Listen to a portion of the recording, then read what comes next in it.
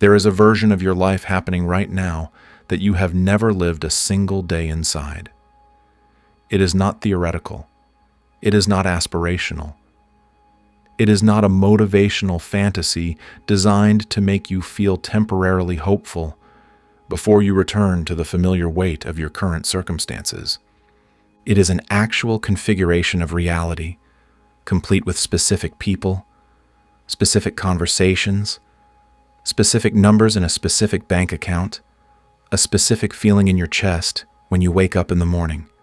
And it exists right now with the same validity as the life you are currently experiencing. The only reason you are living this version of your life instead of that one has nothing to do with time, nothing to do with effort, and nothing to do with whether or not you have earned the right to be there. The reason is far simpler than any of that, and far more disturbing. You keep choosing this timeline, not once, not as a single dramatic decision you made at some crossroads in your past. You choose it every single morning. You choose it with your first thought. You choose it with the way you scan your environment before your feet hit the floor, and silently, unconsciously, accept everything you see as the fixed truth of who you are. And in that acceptance, in that unexamined moment of agreement between you and your circumstances, you sign the contract for another 24 hours in the same reality. Not because this reality is the only one available, but because it is the only one you remember how to enter. What follows is going to change that, not by teaching you to want something different. You already want something different. That has never been the problem. The problem is that you have been trying to get to a new timeline using the navigation system of the old one, and that system will only ever route you back to where you started. Let me explain what a timeline actually is, because the word has been borrowed by so many corners of the internet that it has been softened into something vaguely inspirational and almost entirely useless. People talk about timelines the way they talk about goals, as if a timeline is a destination out there in the distance, and your job is to walk toward it long enough and hard enough until you eventually arrive. But a timeline is not a destination. A timeline is a frequency. It is a complete vibrational pattern that includes your identity, your assumptions, your emotional baseline, your habitual thoughts, and the physical reality that reflects all of them back to you in perfect correspondence. You do not travel to a new timeline the way you travel to a new city. You do not pack your bags and make the journey mile by mile. You tune to a new timeline the way you tune to a new radio station. The station you want is already broadcasting. It has always been broadcasting. The music is already playing. The words are already being spoken. The life is already fully formed and running. You do not need to build it. You do not need to earn access to it. You need to change your frequency until it matches the one that is already playing. And the moment your frequency matches, the moment there is coherence between your inner state and the broadcast of that timeline, you are there, not moving toward there. There. This is what is meant by a quantum leap. It is not a gradual transition. It is not a slow climb up a ladder of incremental improvement where each rung brings you slightly closer to the life you want. A quantum leap is a discontinuous shift. In physics, when an electron moves from one energy level to another, it does not pass through the space between them. It does not gradually slide from one orbit to the next. It disappears from one level and appears at the other, instantaneously, without crossing the gap. The gap is not traveled. It is skipped entirely. Your life works the same way. The distance between where you are and where you want to be is not made of time or effort. It is made of identity. It is the distance between who you believe yourself to be right now and who you would be if you were already living in the timeline you desire. And that distance can collapse in a moment. Not because something magical happens to your circumstances, but because something fundamental shifts in you. So why hasn't it shifted yet? If this is really how it works, if the desired timeline is already here, and the only thing separating you from it is a frequency you haven't matched, why are you still waking up in the same life, facing the same problems, feeling the same heaviness you felt yesterday and the day before that? The answer is not that you lack desire. It is not that you haven't tried hard enough. It is not that the universe is withholding something from you as a lesson or a punishment. The answer is that you have a ritual you perform every single day, multiple times a day, that locks you into your current timeline with extraordinary efficiency, and you do not even know you are performing it. The ritual is this: you check. You wake up and you check. Is the money there yet? Has the relationship changed? Does my body look different? Has the opportunity arrived? You scan your environment for evidence that your desired timeline is manifesting, and when you do not find that evidence, something inside you drops. A quiet deflation, a familiar sinking. And in that moment of deflation, you have just tuned your entire being back to the frequency of the old timeline. You have just confirmed, with your full emotional signature, that you are still here, in the reality you are trying to leave. And confirmation is creation. The moment you emotionally accept that you are still in the old reality, you are placing a fresh order for more of it. This is the trap that catches nearly everyone who attempts to shift their life. They do the inner work. They visualize. They meditate. They feel the feelings of their desired reality. They build genuine momentum toward a new frequency. And then they open their eyes and look around for proof that it is working. And the looking destroys what the feeling built. Because when you look at your current reality and measure it against your desired one, you are not a neutral observer. You are an emotional participant. The gap between what you see and what you want produces a specific feeling: disappointment, frustration, doubt, and that feeling becomes your dominant broadcast. Not the feeling from your visualization, the feeling from your observation. And the universe, which has no choice but to match your dominant frequency, takes that broadcast and prints another day that looks exactly like today. You have been driving to a new destination every morning in your imagination and then turning around and driving home every time you open your eyes. Not because home is where you want to be, but because home is what you recognize. And the nervous system, above all else, craves the recognizable. Think of it this way. Imagine you have lived in the same house for 20 years. Every morning you wake up, you walk the same hallway, you sit at the same kitchen table, you look out the same window at the same view. Now imagine that one day you are told that a new house has been built for you. It is everything you have ever wanted. The space, the light, the feeling of the rooms, all of it is exactly what you have dreamed of, and you are given the key. But here is what happens. You go to the new house. You walk through the door. You stand in the living room, and you feel the possibility of it, the openness, the beauty, the version of your life that could unfold in this space. And then, almost without thinking, you drive back to the old house. You do not move your things. You do not sleep there. You tell yourself you will go back tomorrow. You will move in soon. You just need to check on a few things at the old house first. And the next morning, you wake up in the old kitchen, at the old table, looking out the old window. And the day after that, and the day after that. This is what most people do with their desired timeline. They visit it in meditation. They feel it during a visualization. They touch it briefly in a moment of genuine belief. And then they return to the familiar reality and live there, because that is where their habits live, where their identity lives, where the version of themselves they have practiced being for years is comfortable and unchallenged. A quantum leap does not happen when you visit the new timeline. It happens when you stop going back to the old one, when you refuse to re-enter the old house, when you sit in the unfamiliar living room of your new reality and stay there even when it feels strange, even when it feels too quiet, even when every instinct screams at you to check on the old place just one more time. The leap is not the moment you step forward. It is the moment you stop stepping back.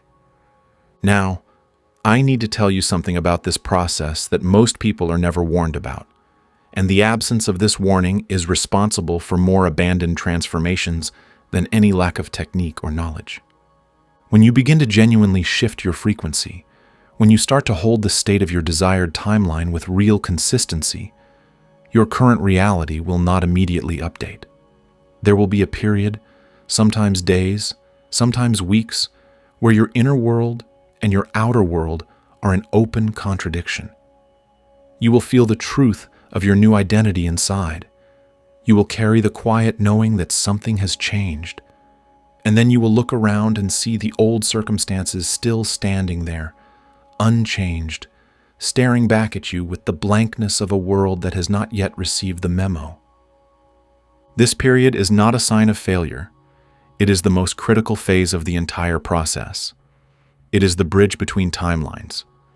And your only job on that bridge is to keep walking forward, without turning around to see if the old shore is still there, because it is. And it will be for a while. The old reality does not vanish the moment you change your inner state.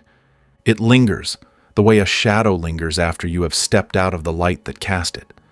The shadow is real in the sense that you can see it, but it has no substance.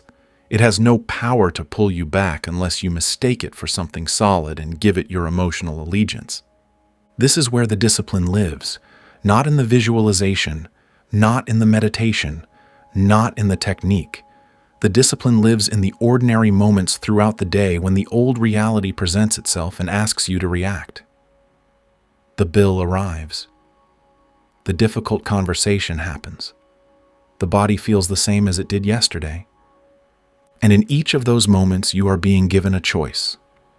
You can react from the identity of the old timeline, with the old fear, the old frustration, the old sense of powerlessness.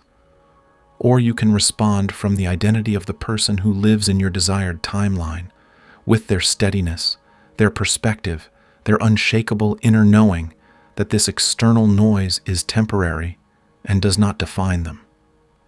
Every time you choose the new response, you strengthen your residency in the new timeline. Every time you choose the old reaction, you renew your lease on the old one. It is that precise. It is that immediate. The quantum leap is not a single dramatic event. It is the accumulated result of choosing the new identity over the old one again and again in the small, unremarkable moments where no one is watching and nothing feels spiritual. So how do you actually sustain the frequency of a timeline you have not yet physically experienced? How do you hold the state of a reality that your five senses cannot confirm? This is the question where most teachings become vague, and vagueness at this stage is fatal. Here is what works.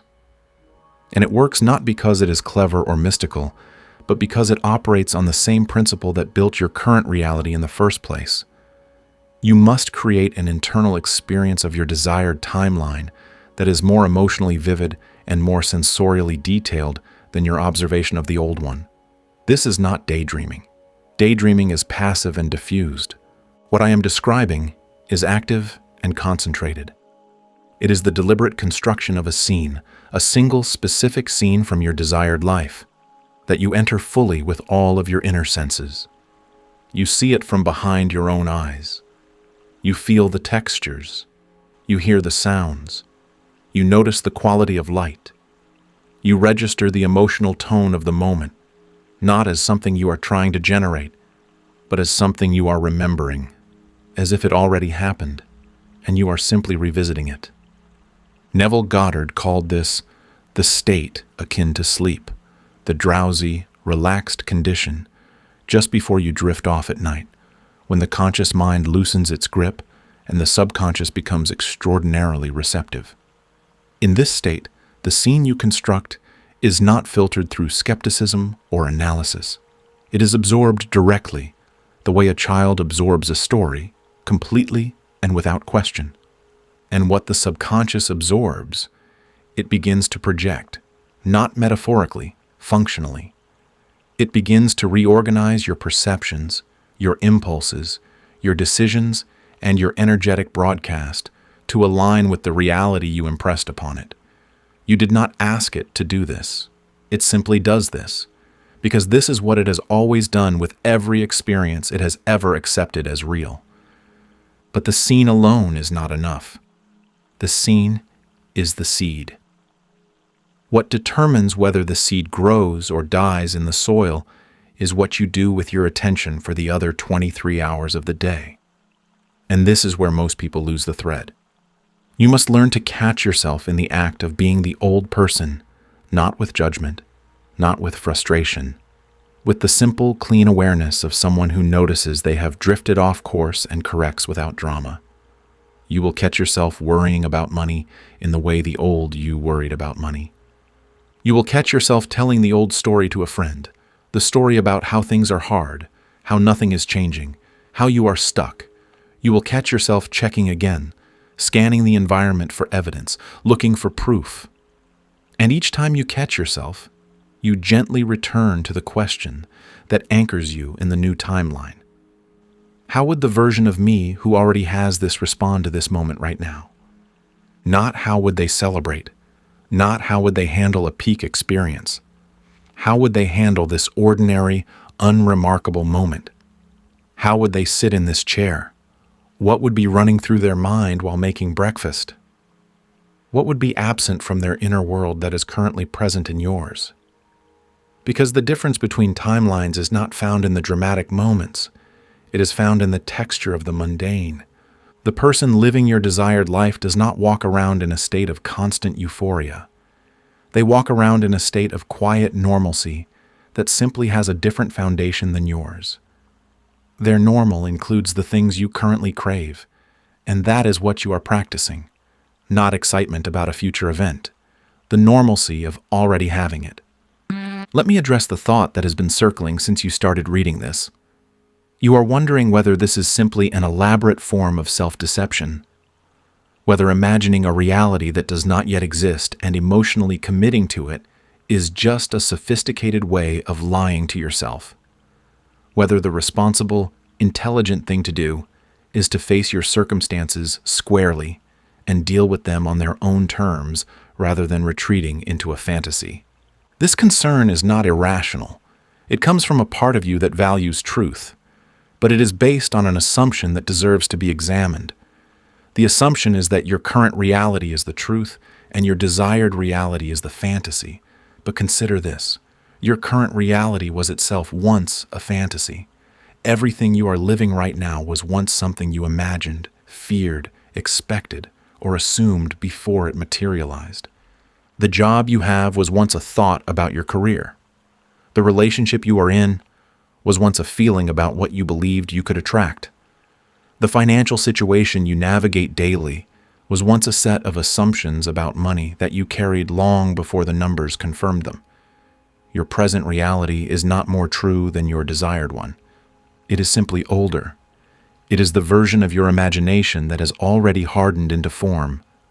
The new timeline you are choosing is not less real. It is simply younger. It has not hardened yet.